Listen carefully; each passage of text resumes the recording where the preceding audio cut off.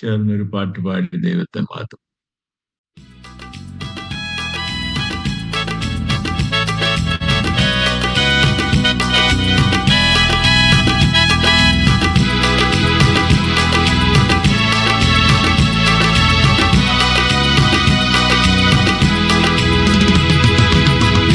സന്തോഷം എന്തൊരാനന്ദം എന്റെ പ്രിയൻ കൂടെ വാഴുമ്പോ, എന്തു സന്തോഷം എന്തൊരാനന്ദം എന്റെ പ്രിയൻ കൂടെ വാഴുമ്പോ. എന്റെ ദുഃഖങ്ങൾ അന്നു മാറിടും, എന്റെ കഷ്ടങ്ങൾ അന്നു തീർന്നിടും. എന്റെ ദുഃഖങ്ങൾ അന്നു മാറിടും, എന്റെ കഷ്ടങ്ങൾ അന്നു തീർന്നിടും. എന്തു സന്തോഷം എന്തൊരാനന്ദം എന്റെ പ്രിയൻ കൂടെ വാഴുമ്പോ. ഉത്തരേറുശലേം നഗരം ശുദ്ധിമാന്മാർക്കൊരുക്കിയിടുന്നു. ഉത്തരേറുശലേം നഗരം ശുദ്ധിമാന്മാർക്കൊരുക്കിയിടുന്നു. ശുദ്ധജല പളുങ്കുനദി തീരമതിലണഞ്ഞിടും ഞാൻ. ശുദ്ധജല പളുങ്കുനദി തീരമതിലണഞ്ഞിടും ഞാൻ. എന്തു സന്തോഷം എന്തൊരാനന്ദം എന്റെ പ്രിയൻ കൂടെ വാഴുമ്പോ. എന്തു സന്തോഷം എന്തൊരാനന്ദം എന്റെ പ്രിയൻ കൂടെ വാഴുമ്പോ. രാത്രിയൊന്നും അവിടെയില്ല, കുഞ്ഞാടാതിൻ വിളക്കായിടും. രാത്രിയൊന്നും അവിടെയില്ല, കുഞ്ഞാടാതിൻ വിളക്കായിടും. പ്രകാശിക്കും കർത്തനെന്റെ മേൽ രാജാക്കന്മാരായി വാണിടും. പ്രകാശിക്കും കർത്തനെന്റെ മേൽ രാജാക്കന്മാരായി വാണിടും. എന്തു സന്തോഷം എന്തൊരാനന്ദം എന്റെ പ്രിയൻ കൂടെ വാഴുമ്പോ. എന്തു സന്തോഷം എന്തൊരാനന്ദം എന്റെ പ്രിയൻ കൂടെ വാഴുമ്പോ. ശാപമൊന്നും അവിടെയില്ല, ദോഷമൊന്നും അവിടെയില്ല. ശാപമൊന്നും അവിടെയില്ല, ദോഷമൊന്നും അവിടെയില്ല. ദൈവമുഖം കണ്ടു നിത്യവും ആരാധിക്കും തന്റെ ദാസന്മാർ. ദൈവമുഖം കണ്ടു നിത്യവും ആരാധിക്കും തന്റെ ദാസന്മാർ. എന്തു സന്തോഷം എന്തൊരാനന്ദം എന്റെ പ്രിയൻ കൂടെ വാഴുമ്പോ. എന്തു സന്തോഷം എന്തൊരാനന്ദം എന്റെ പ്രിയൻ കൂടെ വാഴുമ്പോ. ഉത്തരേറുശലേം നഗരം ശുദ്ധിമാന്മാർക്കൊരുക്കിയിടുന്നു. ഉത്തരേറുശലേം നഗരം ശുദ്ധിമാന്മാർക്കൊരുക്കിയിടുന്നു. ശുദ്ധജല പളുങ്കുനദി തീരമതിലണഞ്ഞിടും ഞാൻ. ശുദ്ധജല പളുങ്കുനദി തീരമതിലണഞ്ഞിടും ഞാൻ. എന്തു സന്തോഷം എന്തൊരാനന്ദം എന്റെ പ്രിയൻ കൂടെ വാഴുമ്പോ. എന്തു സന്തോഷം എന്തൊരാനന്ദം എന്റെ പ്രിയൻ കൂടെ വാഴുമ്പോ. എന്റെ ദുഃഖങ്ങൾ അന്ന് മാറിടും, എന്റെ കഷ്ടങ്ങൾ അന്നു തീർന്നിടും. എന്റെ ദുഃഖങ്ങൾ അന്നു മാറിടും, എന്റെ കഷ്ടങ്ങൾ അന്നു തീർന്നിടും.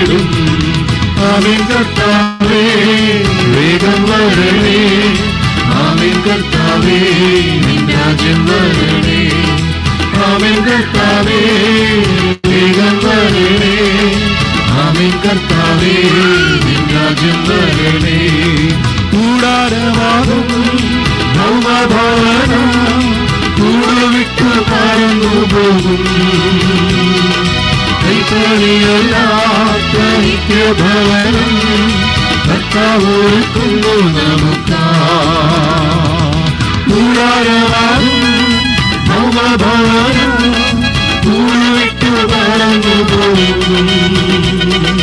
കൈപ്പണിയല്ലാത്ത നിത്യഭവനം കർത്താവ് ഒരുക്കുന്നു നമുക്ക്. ആമേൻ കർത്താവേ വേഗം വരണേ. ആമേൻ കർത്താവേ രാജ്യം വരണേ. ആമേൻ കർത്താവേ വേഗം വരണേ. ആമേൻ കർത്താവേ രാജ്യം വരണേ. കാലം കഴിയും, ഈ ലോകമഴിയും, കാണുന്നതെല്ലാം മാറിപ്പോയിടും. കർത്താവിൻ യുഗം വെളിപ്പെടുമ്പോൾ കാണും തിരുമുഖം നിത്യമാ. കാലം കഴിയും, ഈ ലോകമഴിയും, കാണുന്നതെല്ലാം മാറിപ്പോയിടും. കർത്താവിൻ യുഗം വെളിപ്പെടുമ്പോൾ കാണും തിരുമുഖം നിത്യമാ. ആമേൻ കർത്താവേ വേഗം വരണേ. ആമേൻ കർത്താവേ രാജ്യം വരണേ. ആമേൻ കർത്താവേ വേഗം വരണേ. ആമേൻ കർത്താവേ രാജ്യം വരണേ. കർത്താവിൻ വരവിൽ നമ്മെ എടുത്തിടുമ്പോൾ കഷ്ടനഷ്ട ശോധനകൾ മാറിപ്പോയിടും. കർത്താവിന്റെ കരമൊന്നും തുടച്ചിടുമ്പോൾ കണ്ണുനീരും വേദനയും തീർന്നു പോയിടും. ആമേൻ കർത്താവേ വേഗം വരണേ. ആമേൻ കർത്താവേ രാജ്യം വരണേ. ആമേൻ കർത്താവേ വേഗം വരണേ. ആമേൻ കർത്താവേ രാജ്യം വരണേ. ആമേൻ കർത്താവേ വേഗം വരണേ. ആമേൻ കർത്താവേ രാജ്യം വരണേ.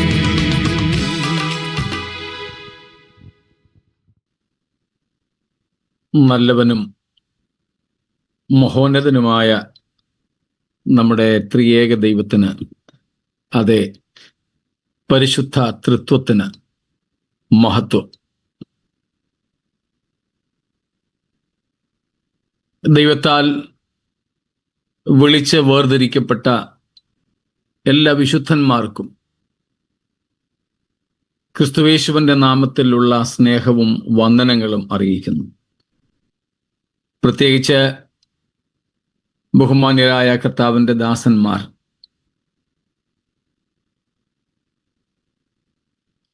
ദുബായ് ബഥേൽ IPC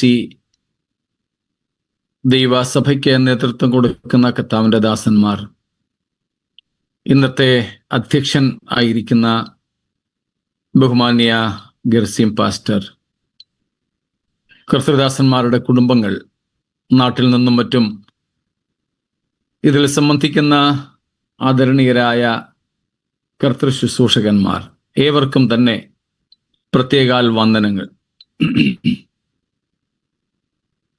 ദൈവത്തിൻ്റെ വചനത്തിലേക്ക് നാം തിടുക്കത്തോടെ തിരിയുന്നു. നാം കഴിഞ്ഞ ദിവസങ്ങളിലായിട്ട് പഠിച്ചു വരുന്ന വിഷയം നമുക്കറിയാം. കർത്താവിന്റെ ദാസൻ അതിനെ ക്രോഡീകരിച്ചും കൂടെ നമുക്ക് തന്നതുകൊണ്ട് ഇനിയും ഞാൻ ആവർത്തിക്കുവാൻ ആഗ്രഹിക്കുന്നില്ല. കൂടാതെ നമ്മുടെ മുൻപിൽ സമയവും പരിമിതമായിരിക്കുന്നല്ലോ. കർത്താവിന്റെ വരവിനായിട്ട് നാം എങ്ങനെ ഒരുങ്ങണം?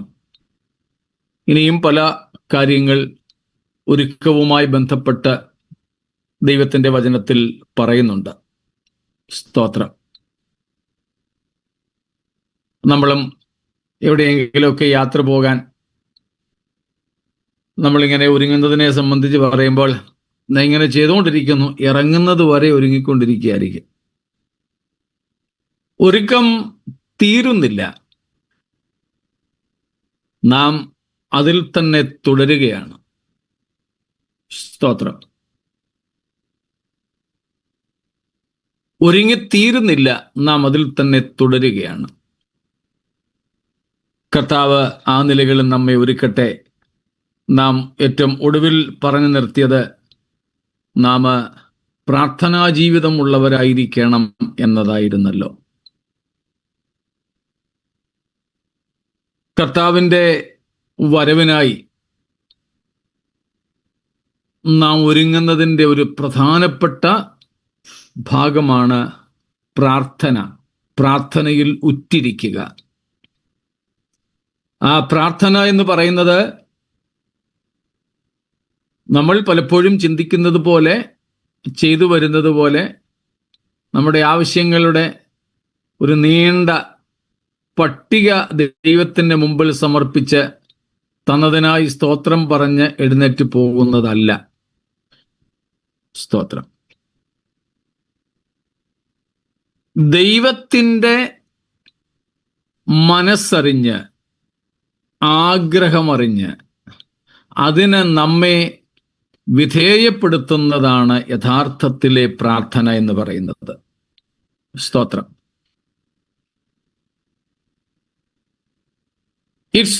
Prayer is not manipulating God,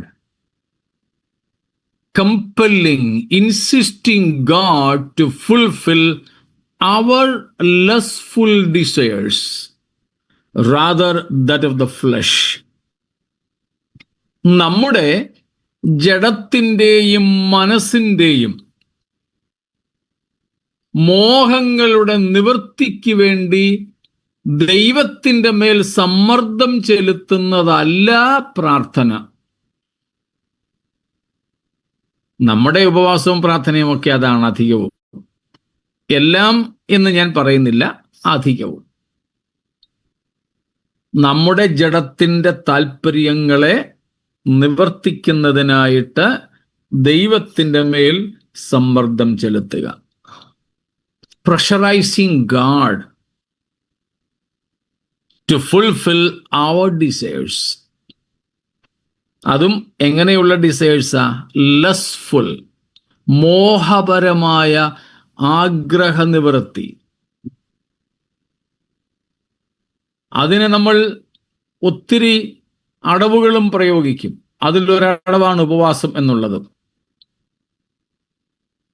അതല്ല, പ്രാർത്ഥന എന്നത് ദൈവവുമായുള്ള സംസർഗവും സംഭാഷണവുമാണ്. അതിൽ കൂടെ നമ്മൾ തിരുഹൃദയത്തിൻ്റെ സ്പന്ദനങ്ങളെ തിരിച്ചറിയുന്നവരായിത്തീരുന്നു. This is a friendly communion with God, by which we will become, or we will be able to sense the heartbeats of God. സ്തോത്രം. അതുകൊണ്ട് യഥാർത്ഥത്തിൽ പ്രാർത്ഥിക്കുന്നവന് തിരുഹൃദയത്തിൻ്റെ സ്പന്ദനങ്ങളെ തിരിച്ചറിയാൻ പറ്റും. ആ ദൈവ ഹൃദയത്തിൻ്റെ സ്പന്ദനങ്ങളെ, ഇച്ഛകളെ തിരിച്ചറിയുമ്പോൾ നാം അതിന് വിധേയപ്പെടുകയാണ്. സ്തോത്രം. നമ്മൾ അതിന് വിധേയപ്പെടുകയാണ്. നമ്മുടെ സ്വാഭാവികമായി ദൈവത്തിന് കീഴ്പ്പെടാത്ത ജഡത്തെയും മനസ്സിനെയും പ്രാർത്ഥനയിൽ പോരാടിക്കൊണ്ട് ദൈവത്തിൻ്റെ ഇഷ്ടത്തിന് വേണ്ടി പിടിച്ചടക്കുന്ന ഒരു ആത്മീയ ആയോധനമാണ് സ്പിരിച്വൽ വാർഫെയർ. ആത്മീയ ആയോധനമാണ് പ്രാർത്ഥന. വെറും പ്രാർത്ഥന കൊണ്ടൊക്കാത്തപ്പോൾ ഉപവാസവും കൂടെ നമ്മൾ എടുക്കുന്നു. അതിൽ നാം തിരുഹിതം തിരിച്ചറിയുന്നു. ആ തിരുഹിതത്തിനായി നമ്മൾ നമ്മളെ തന്നെ വിധേയപ്പെടുത്തുന്നു. കർത്താവേ, എന്തു വന്നാലും ആ തിരുഹിതം മാത്രമേ നിറവേറാവേ എന്ന് ദൈവത്തോട് നിർബന്ധപൂർവ്വം അപേക്ഷിക്കുന്നു. ഇതാണ് പ്രാർത്ഥന. സ്തോത്രം. അപ്പോൾ ദൈവത്തിൻ്റെ തിരുവുള്ളം നമ്മൾ തിരിച്ചറിയും. എന്നിട്ട് അത് നിറവേറാനായിട്ട് ദൈവത്തോട് നമ്മൾ അപേക്ഷിക്കും. സ്തോത്രം. നമ്മുടെ ഭൗമിക ആവശ്യങ്ങളൊന്നും അതിൽ അങ്ങനെ ഉണ്ടാവില്ല. ഭൗതിക ആവശ്യങ്ങൾ ഉണ്ടെങ്കിൽ തന്നെ അന്നത്തേക്കുള്ള ആവശ്യം മാത്രമേ കാണുകയുള്ളൂ, നാളത്തേക്കുള്ളത് കാണത്തില്ല. എന്നാൽ നമ്മുടെ ആവശ്യങ്ങളിൽ, നമ്മളുടെ പ്രാർത്ഥനകളിൽ ഭൗതികമാണോ കൂടുതൽ അതോ ആത്മീയമാണോ? സ്തോത്രം. ഭൗതികത്തിന് വേണ്ടി പ്രാർത്ഥിക്കരുതെന്നൊന്നുമില്ല കേട്ടോ, പ്രാർത്ഥിക്കാം, അനുവാദമുണ്ട്, അത് പാപമൊന്നുമല്ല. പക്ഷേ നാളെയെക്കുറിച്ചുള്ള ആകുലതകളാൽ നിറഞ്ഞുള്ള ഭൗതിക അപേക്ഷകൾ പാപമാണ്. ദൈവത്തിൻ്റെ വചനം നമ്മെ പഠിപ്പിക്കുന്നത് യേശു കർത്താവ് ശിഷ്യന്മാരുടെ പ്രാർത്ഥനയിൽ നമ്മെ പ്രാർത്ഥിക്കുവാൻ പഠിപ്പിച്ചത് എന്താണ്? ഞങ്ങൾക്ക് നാളത്തേക്കുള്ള ആഹാരം എന്നല്ല, ഇന്നത്തേക്കുള്ള ആഹാരം. Our daily bread, what we need today. Mathai 6:34 എന്താ കർത്താവ് പറഞ്ഞത്? നാളെയെക്കുറിച്ച് വിചാരപ്പെടരുത്. പക്ഷേ നമ്മുടേതൊക്കെ നാളെയെക്കുറിച്ചുള്ളത്. സ്തോത്രം. ഇപ്പോൾ പ്രാർത്ഥനയുടെ യഥാർത്ഥ അർത്ഥത്തിൽ നമ്മൾ ഒരുങ്ങിയിരിക്കണം. നമ്മളെ ഒരുക്കേണ്ടതിന്, പാപത്തിലേക്ക് നമ്മൾ വീഴാതിരിക്കേണ്ടതിന്. അതിനുള്ള ഒരുക്കമാണ് ഈ പ്രാർത്ഥനയിലൂടെ ഉള്ളത്. സ്തോത്രം.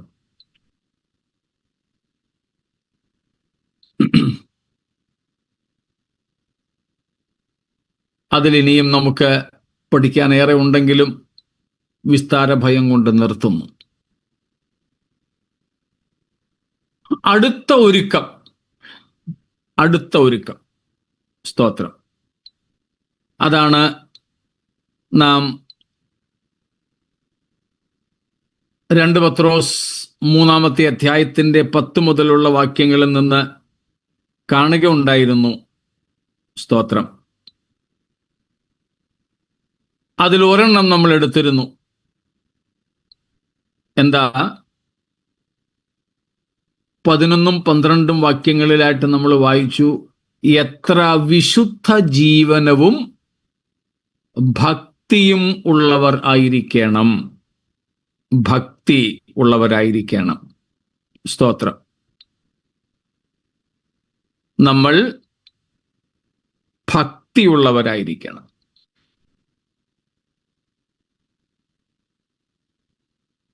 We should live a godly life. Godliness.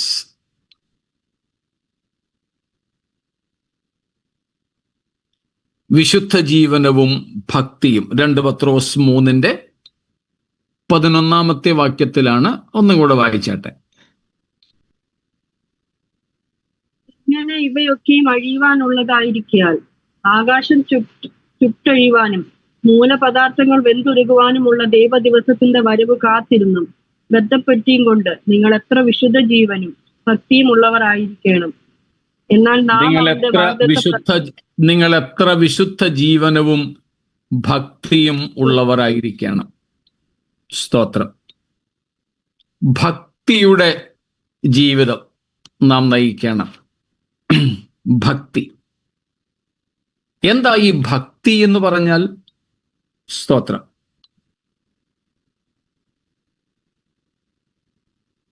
അതിനോട് ചേർത്ത് തീത്തോസിന് പൗലോസ് എഴുതിയ ലേഖനം 2-ാമത്തെ അധ്യായം, അതിൻ്റെ 11-12 വാക്യങ്ങൾ. ടൈറ്റസ് 2:11-12. മായ ദൈവകൃപ ഉദിച്ചുവല്ലോ, നാം ഭാഗ്യകരമായ പ്രത്യാശയ്ക്കായിട്ടും മഹാദേവവും നമ്മുടെ രക്ഷിതാവുമായ യേശുക്രിസ്തുവിന്റെ തേജസ്സിന്റെ പ്രത്യക്ഷയ്ക്കായിട്ടും കാത്തിരുന്നുകൊണ്ട് ഭക്തികേടും പ്രപഞ്ചമോഹങ്ങളും വർദ്ധിച്ചിട്ട് ഈ ലോകത്തിൽ സുബോധത്തോടും നീതിയോടും ദൈവഭക്തിയോടും കൂടെ ജീവിച്ച് പോരേണ്ടതിന് അത് നമ്മെ ശിക്ഷിച്ചു വളർത്തുന്നു. പത്രോസ് പറഞ്ഞു, നാം എത്ര ഭക്തിയുള്ളവരായിരിക്കണം. വിശുദ്ധ ജീവനം എന്നുള്ളതിനെ നമ്മൾ നേരത്തെ കണ്ടതുകൊണ്ട് ആ ഭാഗം എടുക്കുന്നില്ല. ഭക്തിയുള്ളവരായിരിക്കണം. അതിൻ്റെ മറുഭാഗമാണ് ഇവിടെ പൗലോസ് പറഞ്ഞിരിക്കുന്നത്, നാം വർജിക്കേണ്ടത് പ്രപഞ്ചമോഹവും ഭക്തികേടും. സ്തോത്രം. Godlessness and worldliness we need to renounce or denounce. സ്തോത്രം. ആ വാക്യത്തിൽ വേറെ ഒരുക്കങ്ങളെ കുറിച്ച് പറഞ്ഞിട്ടുണ്ട്. അപ്പൊ ഭക്തികേട് വർജിക്കുക, മറുഭാഗം നാം ഭക്തിയുള്ളവരായിരിക്കുക. എന്താ ഭക്തിയുടെ അർത്ഥം? അത് തന്നെ നമുക്ക് ചില മണിക്കൂറുകൾ പഠിക്കാനായിട്ട് ഉള്ളതാണ്. ഭക്തി. ഭക്തിക്ക് യാക്കോബ് അപ്പോസ്തലൻ കൊടുക്കുന്ന നിർവചനം നമുക്കറിയാം. അതിനും 2 തലങ്ങളുണ്ട്. 1:27 ജെയിംസ് 1:27. വാട്ട് ഈസ് ഭക്തി? പിതാവായ ദൈവത്തിന്റെ മുൻപാകെ ശുദ്ധവും നിർമ്മലവുമായുള്ള ഭക്തിയോ, അനാഥരെയും വിധവന്മാരെയും അവരുടെ സങ്കടത്തിൽ ചെന്ന് കാണുന്നതും ലോകത്താലുള്ള കളങ്കം പറ്റാതെ വണ്ണം തന്നെത്താൻ കാത്തുകൊള്ളുന്നതും ആകുന്നു. പിതാവായ ദൈവത്തിന്റെ മുമ്പാകെ നിർമ്മലമായ, പ്രസാദകരമായ, ദൈവത്തിന് സ്വീകാര്യമായ ഭക്തി എന്താണ്? അനാഥരെയും വിധവമാരെയും അവരുടെ സങ്കടത്തിൽ ചെന്ന് കാണുക. ചാരിറ്റി. 2, ലോകത്താലുള്ള കളങ്കം പറ്റാതെ തങ്ങളെ തന്നെ സൂക്ഷിക്കുക. Purity. So true godliness has these 2 aspects of charity and purity.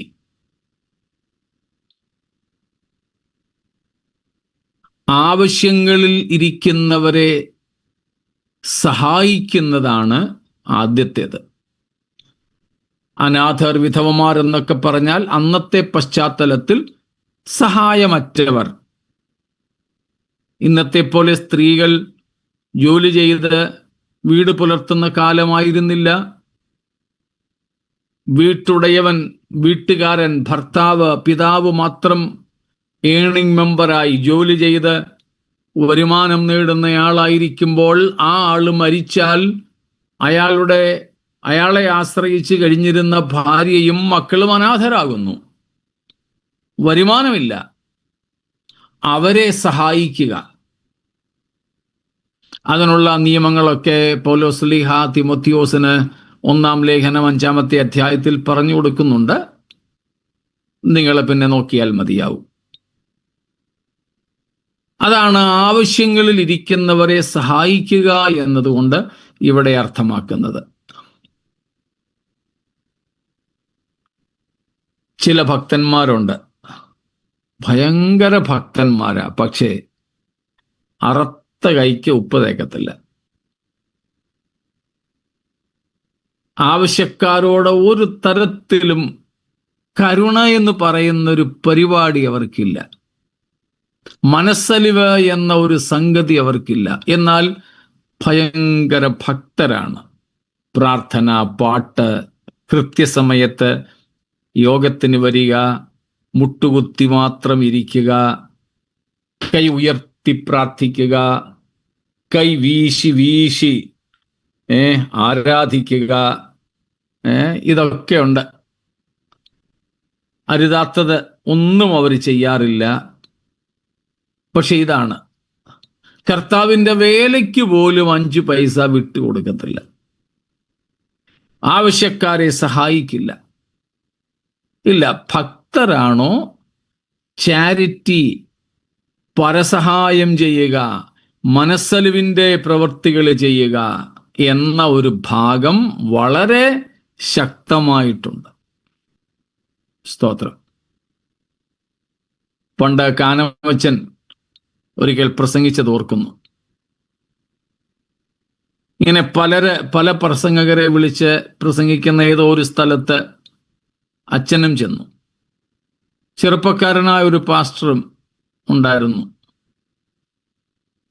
ഇങ്ങനെ സംസാരിച്ചു വന്ന വഴിക്ക് ചോദിച്ചു, അച്ഛന് എന്തൊക്കെ കൃപാവരങ്ങളുണ്ട്? അച്ഛനല്ലേ ആൾ. അച്ഛൻ പറഞ്ഞു, അങ്ങനെ പ്രത്യേകിച്ച് കൃപയുണ്ട്, കൃപ ലഭിച്ചു, പക്ഷെ വരം വല്ലതും ഉണ്ടോ എന്ന് തോന്നുന്നില്ല എന്ന് പറഞ്ഞു. എന്നാലും ഒന്നുപോലെ ഇല്ലേ? അച്ഛൻ പറഞ്ഞു, കൃപ മാത്രമേ ഉള്ളൂ, വരമൊന്നും ഉള്ളതായിട്ട് തോന്നുന്നില്ല.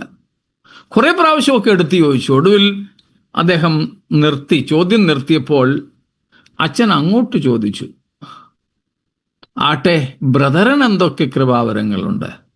എടുത്തടിക്ക് പറഞ്ഞു, എല്ലാ കൃപാവരങ്ങളും എനിക്കുണ്ട്. അച്ഛനൊരു അതിശയം. എല്ലാം കൂടെ ഒരാൾക്ക് കൊടുക്കത്തില്ലെന്നാ തിരുവെഴുത്ത് പറഞ്ഞേക്കുന്നത്. അത് വെച്ചുകൊണ്ട് അച്ഛൻ ചോദിച്ചു, എല്ലാം ഉണ്ടോ? ഒന്നുപോലും കുറയാതെ. അച്ഛൻ്റെ ചോദ്യം കേട്ടപ്പോൾ ഈ പുള്ളിക്ക് എന്തോ മനസ്സിലായി. ഒടുവിൽ പറഞ്ഞു, ഒരെണ്ണം ഒഴികെ എല്ലാം ഉണ്ടെന്ന് പറഞ്ഞു. അതേതാ? അത് സഹായം ചെയ്യാനുള്ള വരം മാത്രം കിട്ടിയിട്ടില്ല. റോമാലേഖനത്തിൽ പറയുന്നൊരു വരമാ സഹായം ചെയ്യാനുള്ള വരം. അത് കിട്ടിയിട്ടില്ല. ഭക്തിയുടെ ഒരു ഭാഗം സഹായം ചെയ്യാനുള്ള വരമാണ്. രണ്ടാം ഭാഗമാണ് ലോകത്തിൻ്റെ മോഹത്താൽ അല്ലെങ്കിൽ ലോകത്താലുള്ള കളങ്കം പറ്റാതെ തങ്ങളെ തന്നെ സൂക്ഷിക്കുക. സ്തോത്രം. തങ്ങളെ തന്നെ സൂക്ഷിക്കുക, ലോകത്താലുള്ള കളങ്കം പറ്റാതെ. Praise God.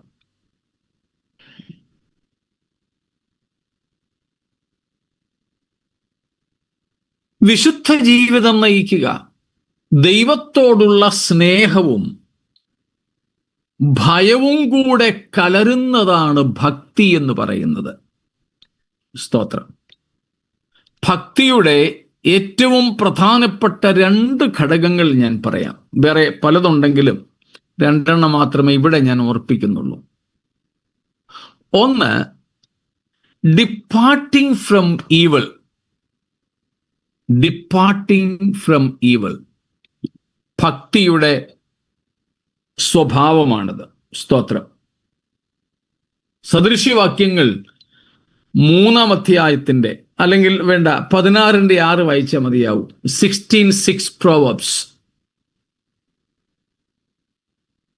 ദയയും വിശ്വസ്തതയും കൊണ്ട് അകൃത്യം പരിഹരിക്കപ്പെടുന്നു, യഹോവ ഭക്തി കൊണ്ട് മനുഷ്യർ ദോഷത്തെ വിട്ടകലുന്നു. ദോഷത്തെ വിട്ടകലുന്നു. ഇയ്യോബിന്റെ സ്വഭാവം നമുക്കറിയാം, ഭക്തനായിരുന്നു.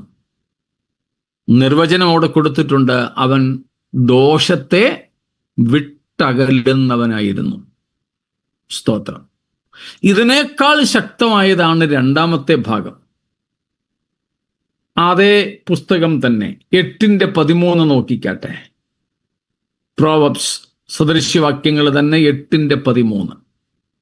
യഹോവ ഭക്തി ദോഷത്തെ വെറുക്കുന്നതാകുന്നു. യഹോവ ഭക്തി ദോഷത്തെ വിട്ടകലുന്നത് മാത്രമല്ല, ദോഷത്തെ വെറുക്കുന്നതും കൂടെയാണ്. ദോഷത്തെ വെറുക്കാത്ത, പാപത്തെ വെറുക്കാത്ത ഭക്തിയല്ല. സ്തോത്രം. നമ്മളെ തന്നെ ഒന്ന് വിലയിരുത്തണം. കർത്താവിൻ്റെ വരവിൽ പോകാനിരിക്കുന്നവരാണെങ്കിൽ നാം ഭക്തരായിരിക്കണം. ദൈവം നമുക്ക് നൽകിയിട്ടുള്ള നന്മകൾ ആവശ്യങ്ങളിൽ ഇരിക്കുന്നവരുടെ സഹായത്തിനായിട്ട് ഉപയോഗിക്കണം. നമുക്കും നമ്മുടെ തലമുറകൾക്കുമായി ചരതിച്ച് കൂട്ടിവെക്കുന്നതിനുള്ളതല്ല. ദൈവം നമ്മെ ഏൽപ്പിച്ചിട്ടുള്ള ഭൗതിക നന്മകൾ ഒരു നല്ല വിശ്വസ്തനായ ഗ്രഹവിചാരകനെ പോലെ നമ്മളെ കണ്ടേൽപ്പിച്ചിരിക്കുന്നതാണ്. സാധാരണ പഴയ ഭാഷയിൽ പറഞ്ഞാൽ പോസ്റ്റ്മാനായിട്ടാണ് ദൈവം നമ്മളെ ഈ നന്മകൾ ഏൽപ്പിച്ചിട്ടുള്ളത്. പോസ്റ്റ്മാൻ രാവിലെ പോസ്റ്റ് ഓഫീസിൽ നിന്ന് വിതരണത്തിന് പോകുമ്പോൾ, ഈ സമയത്തൊക്കെ കുറവാണ് ഡിജിറ്റൽ പരിപാടികളൊക്കെ വന്നതുകൊണ്ട്, എന്നാലും ഇല്ലാതില്ല, കുറേ പേരുടെ മണി ഓർഡറുകളൊക്കെ കാണും. അതിലൊരു 5 പൈസ പോലും എടുത്ത് നാരങ്ങാ വെള്ളം കുടിക്കാനൊക്കത്തില്ല, സ്വന്തമായിട്ട് ഉപയോഗിക്കാനൊക്കത്തില്ല, സൈക്കിളിന് കാറ്റടിക്കാനുള്ള ഒരു രൂപ അതിൽ നിന്നെടുക്കാൻ പറ്റില്ല. അത് വിതരണത്തിനായിട്ടുള്ളതാ. അതിലെ ആരുടെ അവകാശത്തിൽപ്പെട്ടതാണെന്ന് കണ്ടെത്തി അവരോളം എത്തിക്കുകയാണ് പോസ്റ്റ്മാന്റെ കടമ. ഭൗമ നന്മകൾ ദൈവം നമ്മെ ഏൽപ്പിച്ചിട്ടുണ്ടെങ്കിൽ കരുതരുത് നമുക്കും നമ്മുടെ തലമുറകൾക്കും വേണ്ടി മാത്രം സ്വരുക്കൂട്ടി വെച്ച് ആസ്വദിക്കാനുള്ളതാണെന്നോ അല്ല. അതിൽ നിന്നും നമുക്കുള്ള പങ്ക് നമ്മുടെ അന്നത്തെ ആവശ്യത്തിന് മാത്രമുള്ളതാണ്. ബാക്കി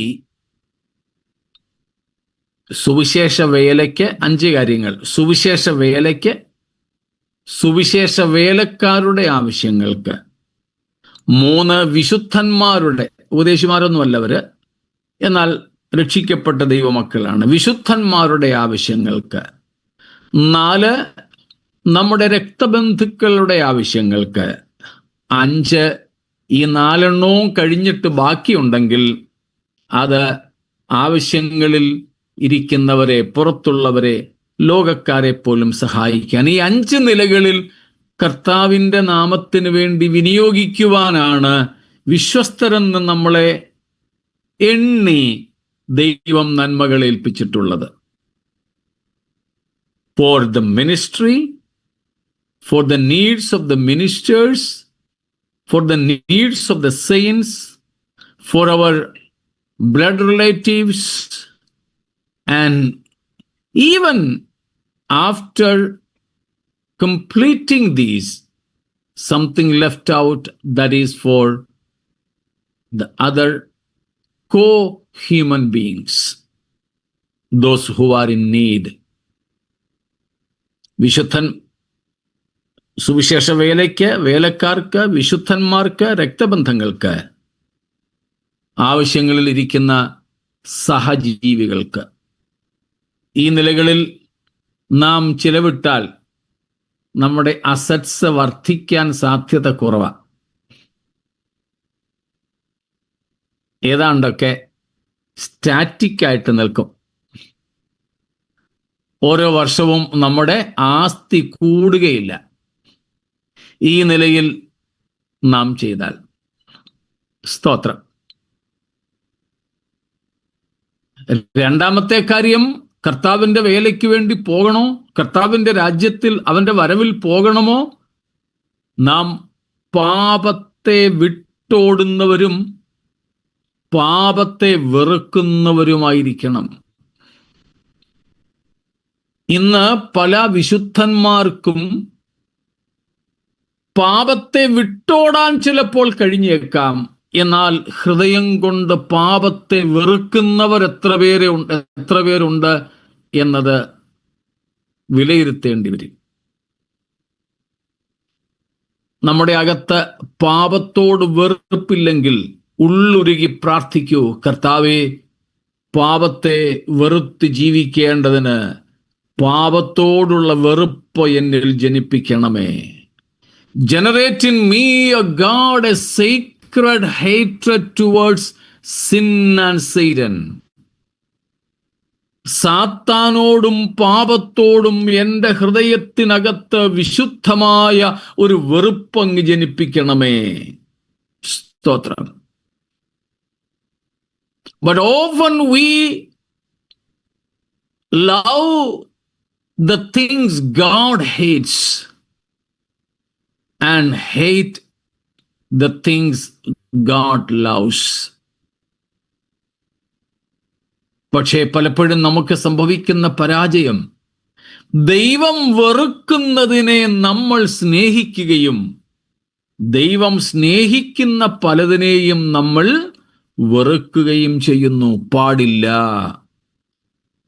ദൈവം സ്നേഹിക്കുന്ന വെറുപ്പ് നമ്മൾ ഉണ്ടാകണം. ദൈവം വെറുക്കുന്ന സ്നേഹം നമ്മൾ ഉണ്ടാകാൻ പാടില്ല. മനസ്സിലായോ? സ്തോത്രം. We should not have any love that God hates. ദൈവം വെറുക്കുന്ന യാതൊരു സ്നേഹങ്ങളും നമ്മിൽ ഉണ്ടാകരുത്. ലോകത്തെ സ്നേഹിക്കുക, ലോകത്തിലുള്ളതിനെ സ്നേഹിക്കുക തുടങ്ങിയുള്ള കാര്യങ്ങളൊക്കെ ദൈവം വെറുക്കുന്ന സ്നേഹങ്ങളാണ്. എന്നാൽ ദൈവം സ്നേഹിക്കുന്ന വെറുപ്പ് നമ്മൾ ഉണ്ടാകണം. We should hold the hatreds that God love. ദൈവത്തിന് ഇഷ്ടമായ വെറുപ്പുകൾ, ദൈവം സ്നേഹിക്കുന്ന വെറുപ്പുകൾ. അതിലൊന്നാണ് നമ്മളിപ്പോൾ പറഞ്ഞത്, ദോഷത്തെ വെറുക്കുക, പാപത്തെ വെറുക്കുക, അശുദ്ധിയെ വെറുക്കുക. സ്തോത്രം. ഹല്ലേലൂയ.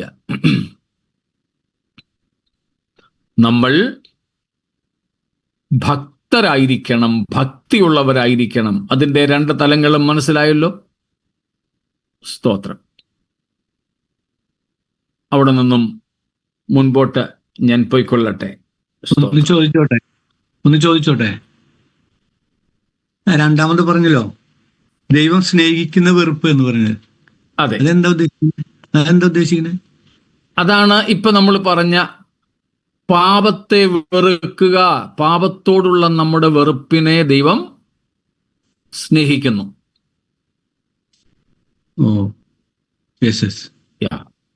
ദോഷകരമായത്, അശുദ്ധമായത്, പാപപരമായത്, മ്ലേച്ഛകരമായതിനോടൊക്കെ നമുക്ക് വെറുപ്പുണ്ടാകണം. ആ വെറുപ്പ് നമ്മളുണ്ടെങ്കിൽ അത് ദൈവം ഇഷ്ടപ്പെടുന്ന വെറുപ്പുകളാണ്. സ്തോത്രം.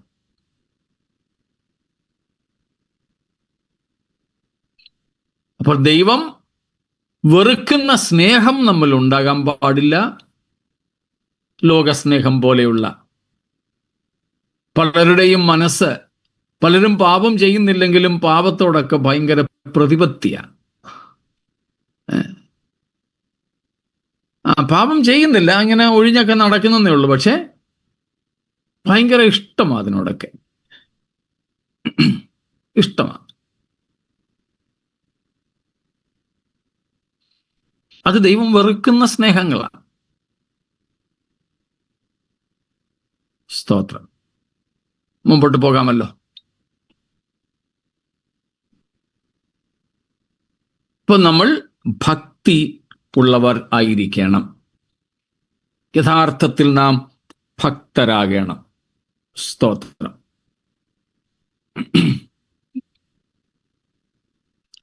മറ്റൊന്ന്, we should hold fast spiritual values. Hold fast. ആത്മീയ മൂല്യങ്ങളെ നാം മുറുകെ പിടിക്കണം, വിട്ടുകളയരുത്. വെളിപ്പാട് 2:25 വാക്യം, Revelation 2:25. എങ്കിലും നിങ്ങൾക്കുള്ളത് ഞാൻ വരും വരെ പിടിച്ചുകൊള്ളുകയും എന്ന് ഞാൻ കൽപ്പിക്കുന്നു. 3:11 കൂടെ. നിന്റെ കിരീടം ആരും എടുക്കാതിരിപ്പാൻ തക്കവണ്ണം നിനക്കുള്ളത് പിടിച്ചുകൊള്ളുക. സ്തോത്രം. ഇവിടെ എല്ലാം നിനക്കുള്ളത് പിടിച്ചുകൊള്ളുക. നിന്റെ കിരീടം ആരും എടുക്കാതിരിപ്പാൻ സൂക്ഷിച്ചു കൊള്ളുക. അങ്ങനെയുള്ള പലതുണ്ട്. ഇയ്യോബിനോട് ഭാര്യ ചോദിക്കുന്നുണ്ട്, നീ ഇപ്പോഴും നിന്റെ ഭക്തി മുറുകെ പിടിച്ചുകൊണ്ടിരിക്കുന്നുവോ? ഇങ്ങനെ ഇതിനെ എല്ലാം കൂടെ കൂട്ടിച്ചേർത്താണ് സമയം ലാഭിക്കാൻ വേണ്ടി നമ്മൾ പറഞ്ഞത്, ആത്മീയ മൂല്യങ്ങളെ നാം കൈവിടാതെ മുറുകെ പിടിക്കുക. സ്തോത്രം. ഒത്തിരി കാര്യങ്ങൾ അതിൽ നമുക്ക് ചിന്തിപ്പാനായിട്ടുണ്ടെങ്കിലും സമയത്തിന്റെ പരിമിതിയാൽ ആ ഭാഗത്തേക്ക് പോകുന്നില്ല. സ്തോത്രം. Hold fast what we have.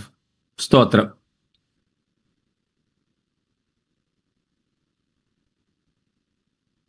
രണ്ടിന്റെ 13 വാക്യം നോക്കിക്കാട്ടെ.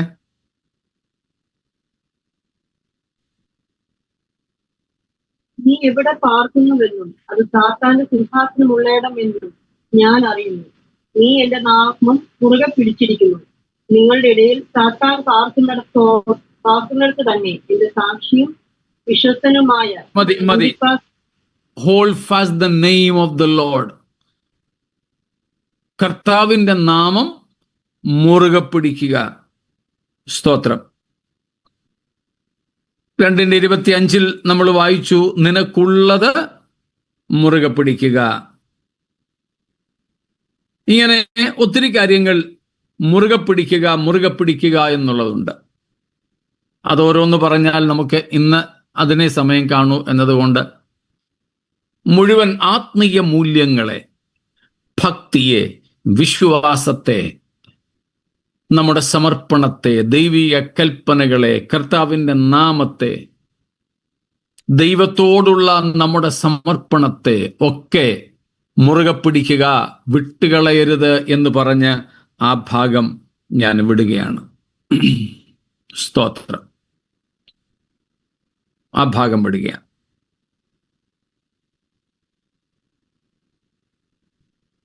മറ്റൊന്ന് തീർക്കാൻ വേണ്ടി പെട്ടെന്ന് ഞാൻ പോവുകയാണ്. മറ്റൊന്നാണ്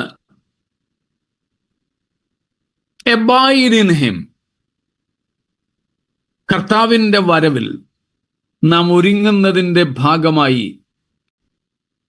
കർത്താവിൽ വസിക്കണം, അവനിൽ വസിപ്പീൻ. 1 യോഹന്നാൻ 2:26 തൊട്ട് 28 വരെ. 1 John 2:26-28.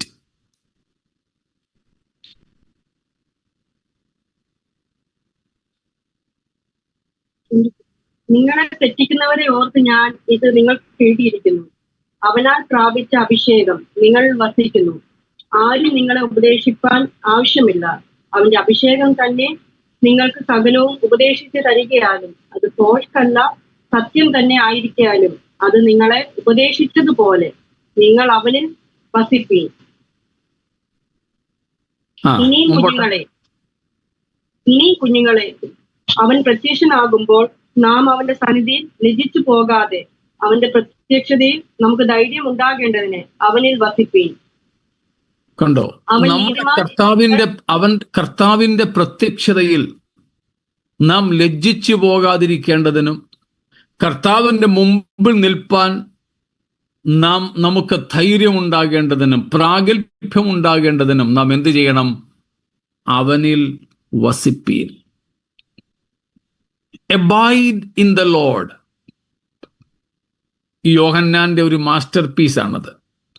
Abiding in Christ. തത്തുല്യമായ പൗലോസിന്റെ മാസ്റ്റർ പീസാണ് ഇൻ ക്രൈസ്റ്റ്, ക്രിസ്തുവിൽ. അപ്പോൾ യേശുവിൽ, കർത്താവിൽ, അവനിൽ നാം വസിക്കണം. Remain in him. കർത്താവിൽ വസിക്കണം. സ്തോത്രം. എങ്ങനെയാ കർത്താവിൽ വസിക്കുന്നതെന്ന് മുകളിൽ നമ്മൾ വായിച്ചു. നമ്മിൽ വസിക്കുന്ന അഭിഷേകം നമ്മെ ഉപദേശിച്ചതുപോലെ അവനിൽ വസിപ്പീൻ. Abiding in the sound doctrine, we can abide in the Lord. പഥ്യോപദേശത്തിൽ വസിച്ചാൽ, പഥ്യോപദേശം അനുസരിച്ചാൽ നമുക്ക് ആ കർത്താവിൽ വസിക്കാം. സ്തോത്രം. അവനിൽ വസിപ്പീൻ. യോഹന്നാൻ 15-ാം അധ്യായം അതേപ്പറ്റി വിശദീകരിക്കുന്ന അധ്യായമാണെന്ന് നമുക്കറിയാമല്ലോ. കൊമ്പുകൾ മുന്തിരിവള്ളിയിൽ വസിക്കുന്നത് പോലെ നമ്മുടെ ശരീരത്തിന്റെ അവയവങ്ങളൊക്കെ തലയോട് ബന്ധപ്പെട്ടിരിക്കുന്നത് പോലെ തലയും ശരീരവും തമ്മിലുള്ള ബന്ധം പോലെ നമുക്ക് കർത്താവുമായി ബന്ധമുണ്ടാകണം. പൗലോസ് എഫെസ്യ ലേഖനം 4-ാം അധ്യായത്തിന്റെ 11 തൊട്ട് 16 വരെയുള്ള വാക്യങ്ങളിൽ ആ കാര്യം പറയുന്നുണ്ട്. നമ്മുടെ ശരീരത്തിന്റെ അവയവങ്ങളൊക്കെ വിവിധ നാഡീഞരമ്പുകളാൽ സന്ധികളാലൊക്കെ യോജിക്കപ്പെട്ടിരിക്കുന്നത് പോലെ ക്രിസ്തുവുമായി നമുക്ക് പഥ്യോപദേശത്തിലൂടെ ഒരു ബന്ധം, അവനിൽ നാം വസിക്കണം. സ്തോത്രം. കർത്താവുമായുള്ള ബന്ധം ക്രിസ്തീയ ജീവിതത്തിലെ ഏറ്റവും പ്രധാനപ്പെട്ട ഘടകമാണത്. സ്തോത്രം. ഞങ്ങളുടെ ബൈബിൾ ക്ലാസ്സിൽ ആവർത്തിച്ച് ഞാൻ പറയാറുള്ള ഒരു കാര്യമാണ്, Christian spirituality is not a religion based on rituals but a relationship. വേദപുസ്തക ആത്മീയത ഒരു കർമാധിഷ്ഠിതമായ മതാചാരമല്ല, പകരം അതൊരു ബന്ധമാണ്.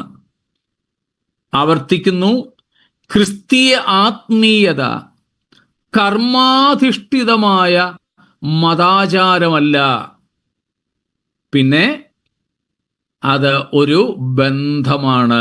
അതാണ് നാം ഇവിടെ വായിക്കുന്നത്. സ്തോത്രം. കർത്താവിൻ്റെ പ്രത്യക്ഷതയിൽ നമുക്ക് ധൈര്യമുണ്ടാകണം. സ്തോത്രം. നമുക്ക് കർത്താവിൻ്റെ മുമ്പിൽ നിൽക്കുവാൻ പ്രാപ്തി ഉണ്ടാകണം. നാം ലജ്ജിച്ചു പോകരുത്. അതിന് നാം അവനിൽ വസിച്ചേ പറ്റൂ. സ്തോത്രം. അവനിൽ വസിച്ചേ പറ്റൂ. ആ വസിക്കുക എന്നതാണ് ശിരസ്സും ശരീരവും തമ്മിലുള്ള ബന്ധം എന്ന് പറയുന്നത്. ആ ബന്ധം ക്രിസ്തുവുമായി നമുക്കില്ലെങ്കിൽ നമ്മൾ ആത്മീയരല്ല കേട്ടോ. പലരും കരുതുന്നത് ചില കർമ്മങ്ങൾ ചെയ്യുന്നതിനാൽ ഞാൻ ആത്മീയനാകുമെന്ന. ഒരിക്കലും ഇല്ല. ചർച്ചിൽ നിരന്തരം പോയതുകൊണ്ടോ, വേദപുസ്തകം രാവിലെയും വൈകിട്ടും വായിച്ചതുകൊണ്ടോ, 2-3 ഒക്കെ മണിക്കൂറുകൾ പ്രാർത്ഥിച്ചതുകൊണ്ടോ, സ്തോത്രയാഴ്ചയും ദശാംശവും പിന്നെ മറ്റു പലരെ ഇപ്പം നമ്മൾ ഭക്തിയുടെ കാര്യം പറഞ്ഞതുപോലെ ചാരിറ്റി ഓഫറിങ്ങും ഒക്കെ കൊടുത്തതുകൊണ്ട്, ഇങ്ങനെയൊക്കെയുള്ള കാര്യങ്ങൾ ചെയ്തത് കൊണ്ട് നമ്മൾ ആത്മീയരാകണമെന്നില്ല. ഞാൻ പാസ്റ്റർ ആയതുകൊണ്ട് ക്രിസ്ത്യാനിയാകണമെന്നില്ല. പ്രസംഗകനായതുകൊണ്ട് ക്രിസ്ത്യാനിയാകണമെന്നില്ല.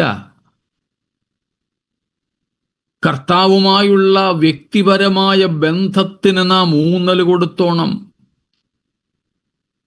തനിക്കുള്ളവരെ ചേർക്കാനാണ് യേശു വരുന്നത്. യേശുവിനെ ശുശ്രൂഷിക്കാൻ ആള് വേണമെന്നൊന്നുമില്ല.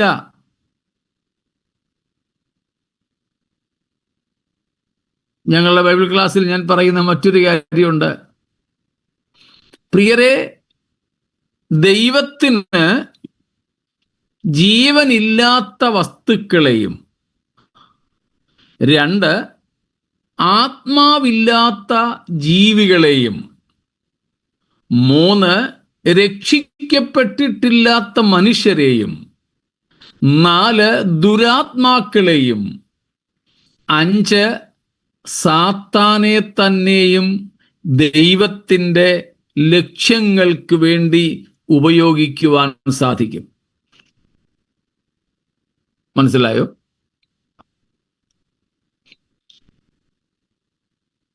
തെറ്റിദ്ധരിക്കരുത്, ഞാൻ പറയുന്നത് ശരിക്ക് ഗ്രഹിക്കണം. സാത്താനും ദൈവത്തിൻ്റെതാണ്. എന്ന് വെച്ചാൽ ദൈവം പറഞ്ഞാൽ അവനും കേൾക്കും. ദൈവം പറഞ്ഞാൽ സാത്താനും അനുസരിക്കും. കാറ്റും കടലും ജീവനില്ലാത്ത സൃഷ്ടികളൊക്കെ കർത്താവ് പറഞ്ഞാൽ ചെയ്യും, അനുസരിക്കും. ആത്മാവില്ലാത്ത സിംഹം ഉൾപ്പെടെയുള്ള മീൻ ഉൾപ്പെടെയുള്ള ജീവികൾ കർത്താവ് പറയുന്നത് അനുസരിക്കും. സ്തോത്രം. പ്രവാചകൻ പോലും അനുസരണക്കേട് കാണിച്ചപ്പോഴും ബ്ലൂ വെയിലായിരിക്കാനാ സാധ്യത, നീലത്തിമിംഗലമായിരിക്കാനാ സാധ്യത, അതുപോലും കർത്താവിൻ്റെ കൽപ്പന അനുസരിച്ചു. കാര്യമൊക്കെ മനസ്സിലാവുന്നുണ്ടായിരിക്കുമല്ലോ. 5 കാര്യങ്ങൾ ഞാൻ പറഞ്ഞു. ജീവനില്ലാത്ത വസ്തുക്കൾ, ആത്മാവില്ലാത്ത ജീവികൾ, രക്ഷിക്കപ്പെട്ടിട്ടില്ലാത്ത മനുഷ്യർ.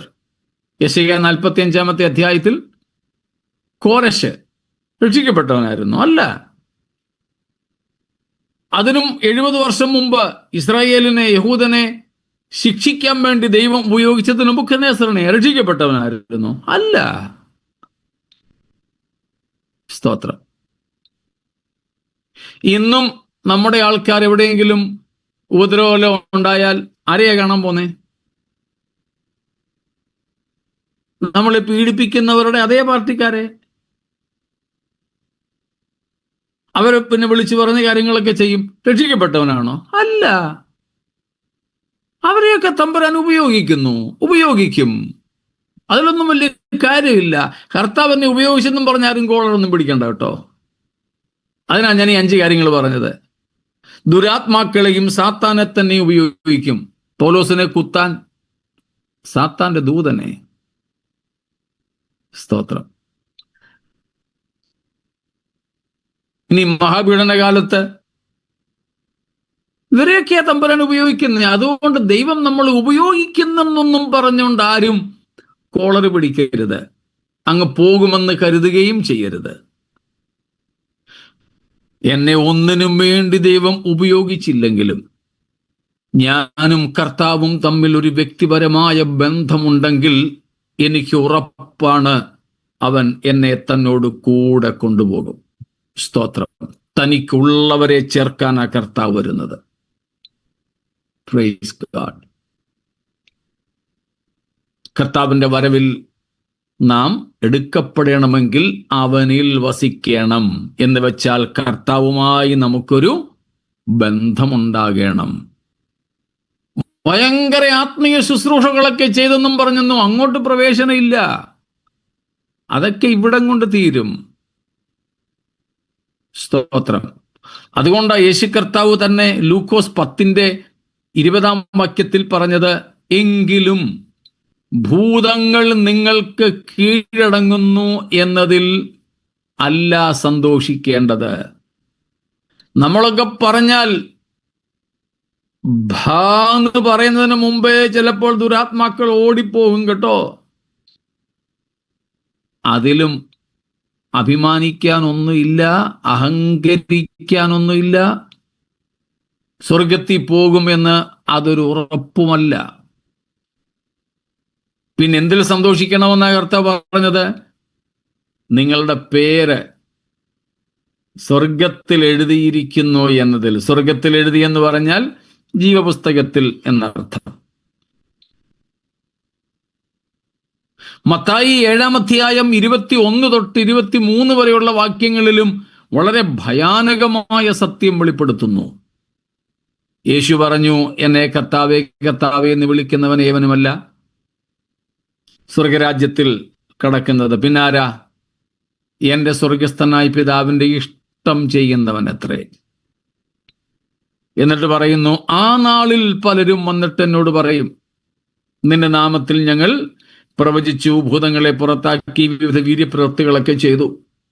ഇപ്പൊ കർത്താവ് എന്തു പറയും? ഞാൻ നിങ്ങളെ ഒരു നാളും അറിഞ്ഞിട്ടില്ല. അധർമ്മം പ്രവർത്തിക്കുന്നവരെ എന്നെ വിട്ടുപോകുവീൻ എന്ന് തീർത്തു പറയും. ഒരു പുനർവിചാരത്തിനിടയില്ലാതെ ഞാൻ ഭയപ്പാടോടെ മാത്രം ഓർക്കുന്ന, അത് വായിക്കുമ്പോൾ പോലും കണ്ണടച്ചുകൊണ്ട് വായിക്കാൻ പ്രേരിതനാകുന്ന ഒരു വേദഭാഗം അത്. ദൈവത്തിന് വേണ്ടി വളരെ പ്രയോജനപ്പെട്ട മെഗാ ക്രൂസേഡേഴ്സ് ഒക്കെയാണ്. അത് ഈ ചോട്ടാമോട്ട പുള്ളികളും അതിനകത്ത് പെടും. സ്തോത്രം. അതുകൊണ്ടാണ് എനിക്കും പേടി. നാം ഒക്കെ ഭയപ്പെടണം. കർത്താവുമായി ബന്ധം. കർത്താവ് പറയുകയാണ്, ഞാൻ നിങ്ങളെ ഒരു നാളും അറിഞ്ഞിട്ടില്ല എന്ന് വെച്ചാൽ എന്താ അർത്ഥം? had no relational knowledge even while they were performing big miracles. അവരൊക്കെ വലിയ അത്ഭുതങ്ങൾ ചെയ്ത് ശുശ്രൂഷിക്കുമ്പോഴും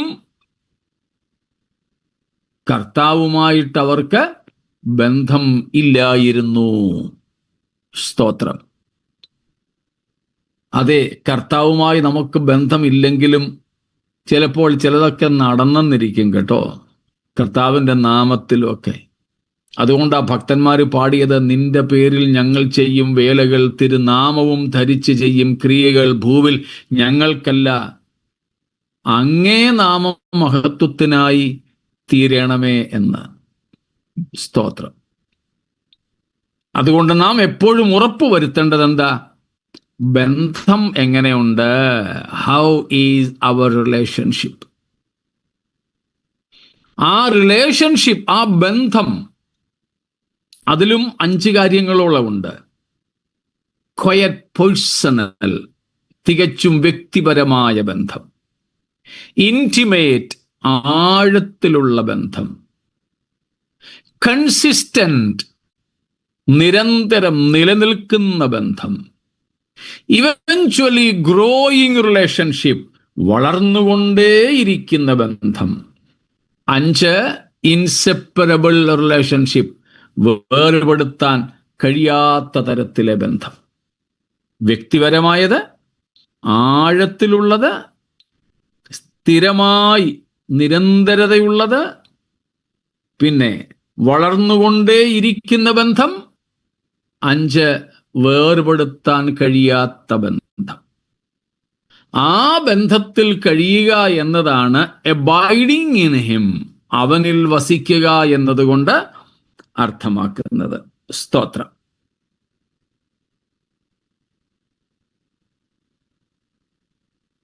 അടുത്ത ഒന്ന്, make sure of our calling and election. Make sure of our calling and election. നമ്മുടെ വിളിയും തെരഞ്ഞെടുപ്പും അധികം ഉറപ്പാക്കുക. പത്രോസിന്റെ ഭാഷയാണത്. 2 പത്രോസ് 1:10-11 വാക്യങ്ങളാണ്. നമ്മുടെ വിളിയും തെരഞ്ഞെടുപ്പും ഉറപ്പാക്കുക. ഉറപ്പാക്കിയാൽ നമ്മുടെ കർത്താവിൻ്റെ വരവിൽ നാം ലജ്ജിച്ചു പോകയില്ല എന്ന് പത്രോസും അവിടെ പറയുന്നു. പൗലോസിന്റെ ഭാഷയിൽ എഫേസർ 1:17-18, അവിടുത്തെ ഭാഷയിൽ പറഞ്ഞാൽ കർത്താവിൻ്റെ വിളിയാലുള്ള ആശ ഇന്നതെന്ന് നമ്മൾ അറിയണം. അവൻ്റെ വിളിയാലുള്ള ആശ എന്ന് വെച്ചാൽ എന്തിനാണ് കർത്താവ് നമ്മെ വിളിച്ചത്, തിരഞ്ഞെടുത്തത് എന്ന ഒരു ഉറപ്പ് നമുക്ക് വേണം. ഇത് നമ്മളെ കർത്താവ് എന്തിനാ വിളിച്ചതെന്നൊന്നും അറിയാതെ നമ്മൾ വെറുതെ ഇങ്ങനെ അങ്ങ് പോവുകയാണ്. സ്തോത്രം. വിളിച്ചതെന്തിനാണെന്ന് നാം അറിയുക. നമ്മുടെ വിളിയും തെരഞ്ഞെടുപ്പും ഉറപ്പാക്കുക. എന്തിനാ കർത്താവ് നമ്മെ വിളിച്ച്? What is the ultimate purpose God has called us? ദൈവം നമ്മെ വിളിച്ചതിലെ ഏറ്റവും പ്രധാനപ്പെട്ട ലക്ഷ്യം എന്താ? ആത്യന്തിക ലക്ഷ്യം. യേശുക്രിസ്തുവിന്റെ മഹത്വം പ്രാപിക്കുക. ഹല്ലേലൂയ. യേശുക്രിസ്തുവിന്റെ മഹത്വം പ്രാപിക്കുവാൻ. 2 തെസ്സലോനിക്കർ 2-ാം അധ്യായം 13-14 വാക്യമാകത്തന്റെ ദാസൻ പറഞ്ഞത്, വിശേഷിച്ച് 14-ാമത്തെ വാക്യം. എടുത്തെങ്കിൽ 14-ാം വാക്യം വായിച്ചോളൂ. 13-14 ഉണ്ട്, എഴുതുന്നവർ അത് എഴുതിക്കും. വായിക്കാൻ 14-ാം വാക്യം മാത്രം വായിച്ചാൽ മതി. കർത്താവായ യേശുക്രിസ്തുവിന്റെ മഹത്വം പ്രാപിക്കുമ്പോൾ അവൻ ഞങ്ങളുടെ സുവിശേഷ ഘോഷണത്താൽ നിങ്ങളെ രക്ഷയ്ക്ക് വിളിച്ചത്. നമ്മുടെ കർത്താവായ യേശുക്രിസ്തുവിന്റെ മഹത്വം പ്രാപിപ്പാൻ. സ്തോത്രം. റോമാലേഖനം 8:29 നമ്മൾ വായിക്കുന്നു, ദൈവപുത്രനായ യേശുക്രിസ്തുവിന്റെ സ്വരൂപത്തോട് അനുരൂപരാകുവാൻ അവൻ നമ്മെ വിളിച്ചിരിക്കുന്നു. സ്തോത്രം.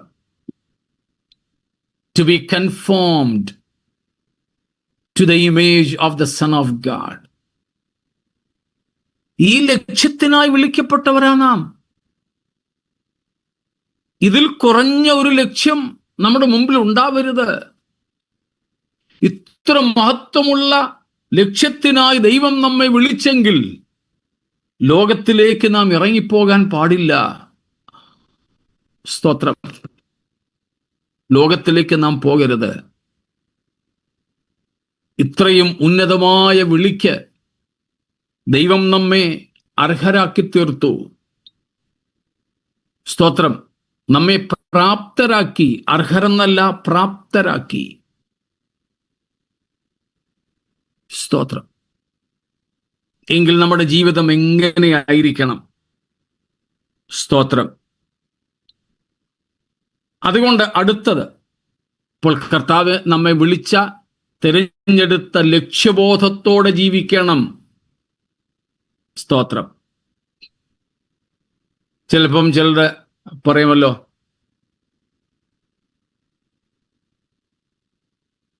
ഫ്രിഡ്ജ് തുറന്നു കഴിഞ്ഞപ്പം പറയാ, ഞാൻ എന്തിനായിരുന്നു ഫ്രിഡ്ജ് തുറന്നേന്ന് മറന്നുപോയി. ചിലപ്പോൾ അടുക്കളയിൽ പണി ചെയ്തുകൊണ്ടിരുന്ന ആളാ പെട്ടെന്ന് മുറിയിലോട്ട് പോയി, അവിടെ ചെന്നപ്പോഴത്തേ മറന്നുപോയി, ഞാൻ എന്തിനായിരുന്നു വന്നത്, ഏതാണ്ട് എടുക്കാൻ വന്നായിരുന്നല്ലോ. ഈ കഴിഞ്ഞിടയ്ക്ക് ചിലരൊക്കെ എന്നെ ഫോൺ വിളിച്ചു, കാര്യങ്ങളൊക്കെ ഇങ്ങനെ സംസാരിച്ച് കുറേ നേരം സംസാരിച്ചിട്ട് വെക്കാൻ നേരം പറയാം, പക്ഷെ സത്യം പറഞ്ഞാൽ ഞാൻ വിളിച്ചത് എന്തിനാന്ന് മറന്നുപോയി. ഇത്ര നേരം വെറുതെ സംസാരിക്കായിരുന്നു, വെറുതെ ലോകിയൊക്കെ ചോദിച്ചതു, ഞാൻ വിളിച്ചത് വേറെ ഏതാണ്ട് ഒരു ആവശ്യത്തിന്, പക്ഷെ മറന്നുപോയി.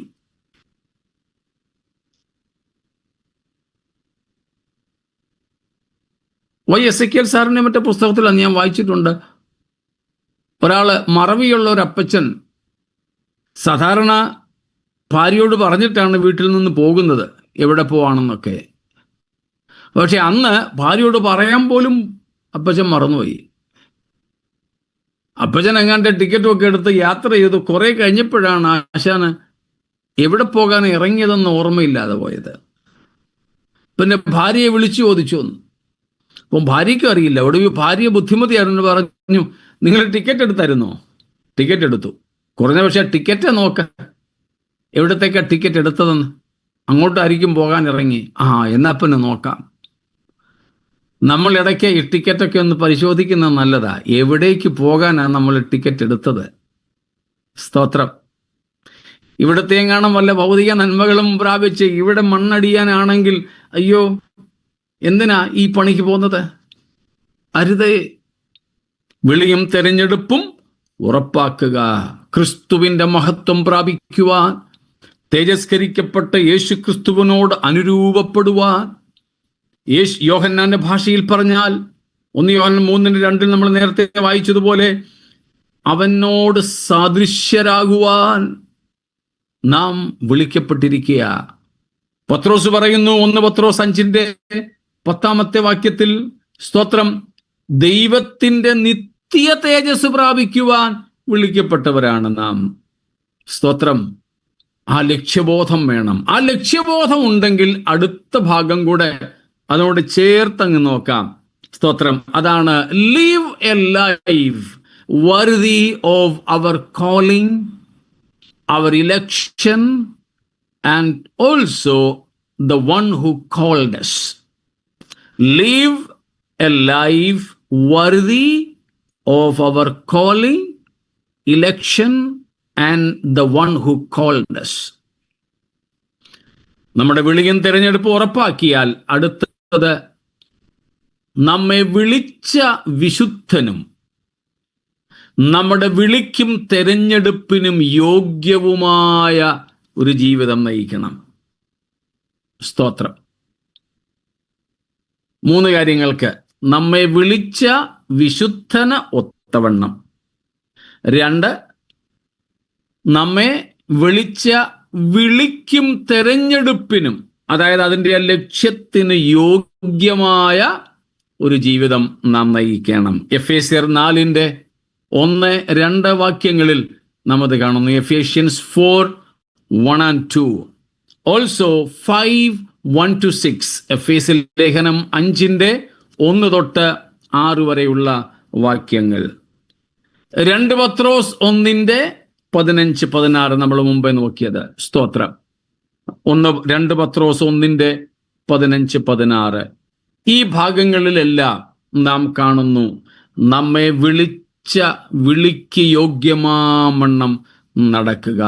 സ്തോത്രം. യോഗ്യമാമണ്ണം നടക്കുക. സ്തോത്രം. Live a life worthy of our calling, election, and the one who called us. Praise God. സ്തോത്രം. അതിന് നമുക്കെന്ത് വേണം?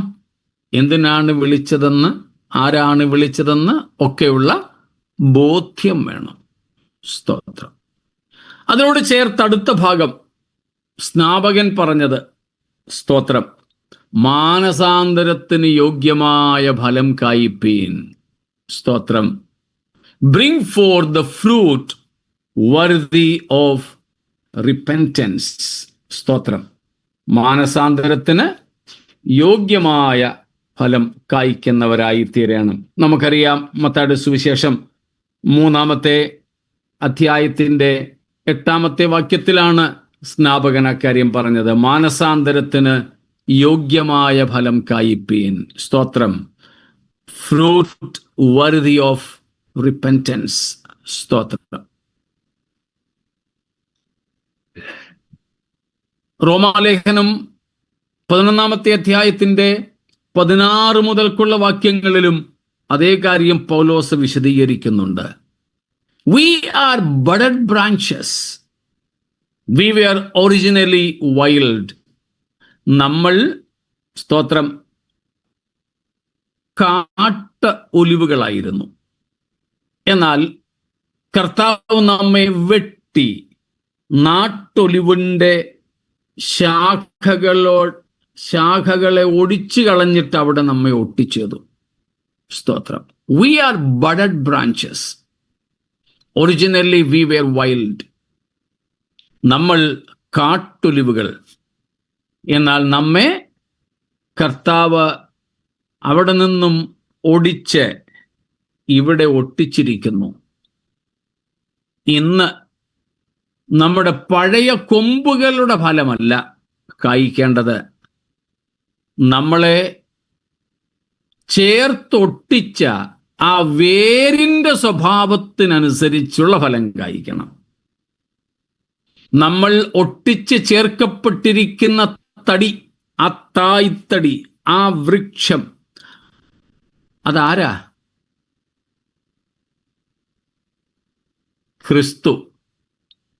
നമ്മുടെ ഇടയിൽ തെറ്റായ ഒരു പഠിപ്പീരെന്ന് ഞാൻ പറയുന്നില്ല, പക്ഷേ തെറ്റായ ഒരു ശൈലിയുണ്ട്. നാട്ടൊലിവായ ഇസ്രായേലിനോട് നമ്മെ ചേർത്തൊട്ടിച്ചെന്ന്. തെറ്റാണ് കേട്ടോ.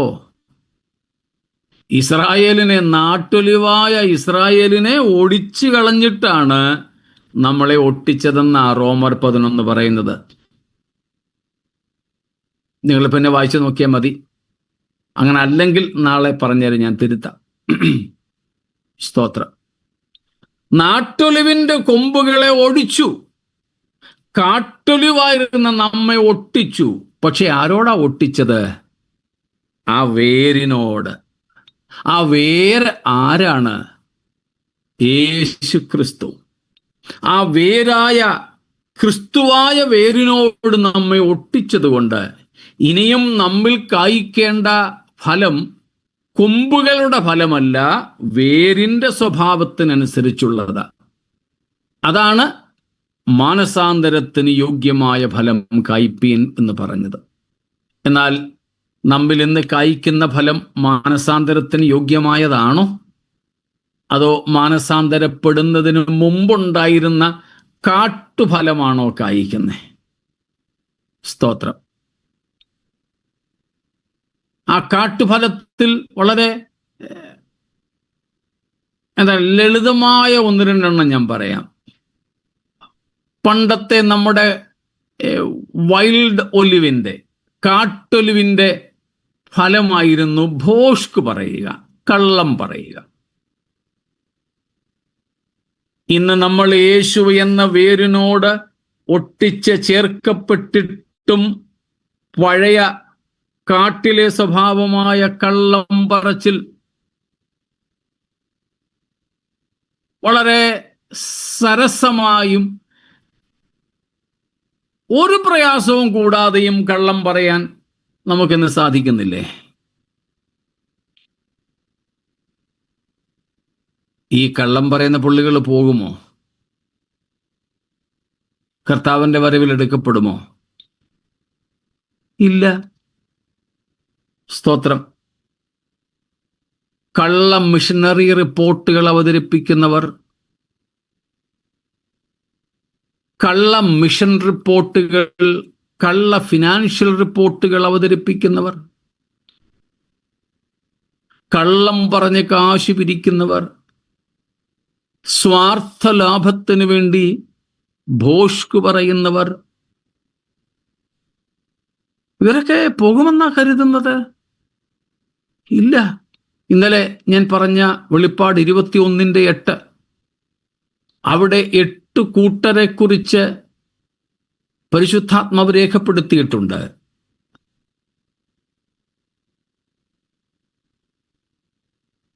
തീയും ഗന്ധകവും കത്തുന്ന പൊയ്കയിൽ അവകാശം പ്രാപിക്കുന്ന 8 പേർ. അതിൽ 8ാമത്തെ കൂട്ടരാണ് ഭോഷ്ക് പറയുന്നവർ.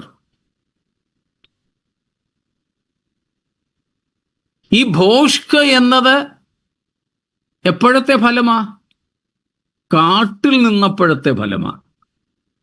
ഇപ്പോൾ ക്രിസ്തു എന്ന വേരിനോട് ഒട്ടിച്ചു ചേർത്തതിന് ശേഷവും അതേ ഫലം തന്നെയാണ് വരുന്നതെങ്കിലോ ഒടിച്ചു കളകയത്രേ അവസാനം.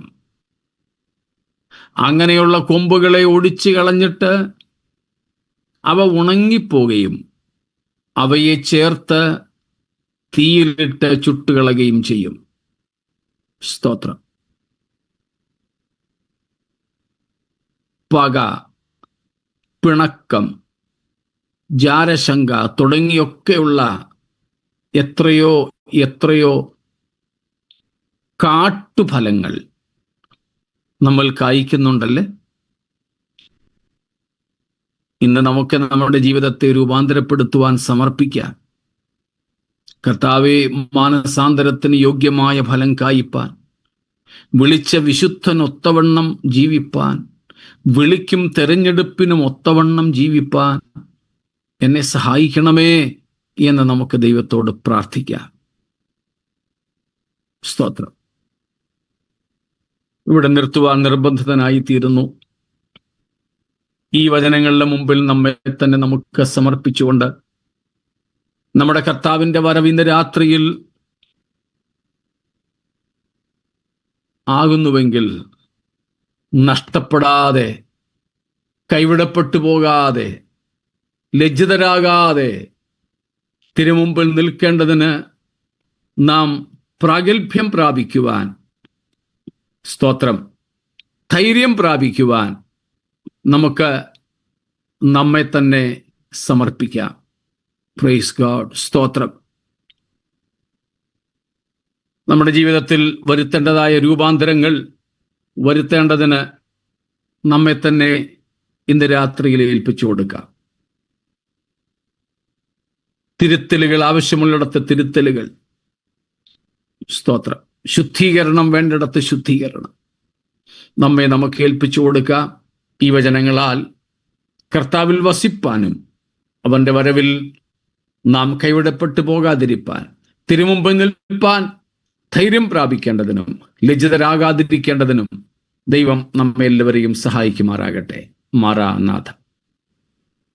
ദൈവത്തിന് നന്ദി നിറഞ്ഞ ഹൃദയത്തോടെ നമുക്ക് സ്തോത്രം ചെയ്യാം. ഇന്ന് രാത്രിയിലും മാറ്റമില്ലാത്ത ദൈവത്തിന്റെ വചനം ഒരു പ്രാവശ്യം കൂടെ കേൾക്കുവാനും നമ്മെ തന്നെ ശോധന ചെയ്യുവാനും ദൈവം തന്ന നല്ല അവസരത്തിനായി നന്ദിയോടെ സ്തോത്രം ചെയ്യാം. ഭക്തികേടും പ്രപഞ്ചമോഹവും വർജിച്ചിട്ട് ഈ ലോകത്തിൽ സുബോധത്തോടും നീതിയോടും ദൈവഭക്തിയോടും കൂടെ ജീവിപ്പാൻ ഇന്ന് രാത്രി ദൈവകരങ്ങളിൽ നമുക്ക് നമ്മെ തന്നെ സമർപ്പിക്കാം. ആത്മീയ മൂല്യങ്ങളെ മുറുകെ പിടിച്ചുകൊണ്ട് കർത്താവിൽ വസിച്ച് കർത്താവ് നമ്മെ വിളിച്ച വിളിയെയും തെരഞ്ഞെടുപ്പിനെയും അധികം ഉറപ്പാക്കിക്കൊണ്ട് മാനസാന്തരത്തിന് യോഗ്യമായ ഫലം നമ്മെ വിളിച്ചത് എന്തിനാണെന്നുള്ള ബോധ്യത്തോട് നാം ആരായിരുന്നു, ഇപ്പോൾ ദൈവം നമ്മെ എന്താക്കി, ഒരിക്കൽ കാട്ടൊലിവായിരുന്ന നമ്മെ വെട്ടിയെടുത്ത് നല്ലൊലിവിനോട് ചേർന്ന് കർത്താവിനോടുകൂടി ജീവിപ്പാൻ ദൈവം നമുക്കെന്ന ഭാഗ്യം എത്ര വലുതാ ദൈവമക്കളെ. നമ്മുടെ ബൈബിൾ ക്ലാസിന്റെ 11ാം ദിവസം രാത്രിയിലും ദൈവസന്നിധിയിൽ നമ്മെ തന്നെ സമർപ്പിച്ചുകൊണ്ട് നമുക്ക് പ്രാർത്ഥിക്കാം. കർത്താവിന്റെ വരവ് താമസിച്ചാൽ നാളെ നമ്മുടെ ബൈബിൾ ക്ലാസിന്റെ ലാസ്റ്റ് ഡേ ആണ്, 12ാമത്തെ ക്ലാസ് ആണ്. കർത്താവ് നമ്മെ സഹായിക്കട്ടെ.